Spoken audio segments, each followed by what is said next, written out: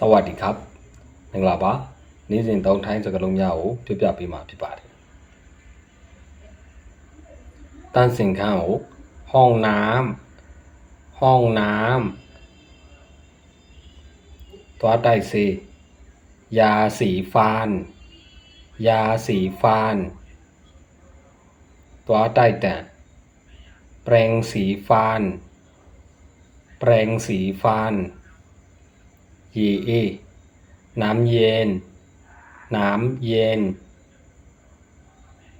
ยีนวยน้ำอุ่นသွားတိုက်ดีแปรงฟันสเปนชอร์สระผมเลซีล้างมือเมียนาเตะล้างหน้าเอาไว้โชว์ซักผ้า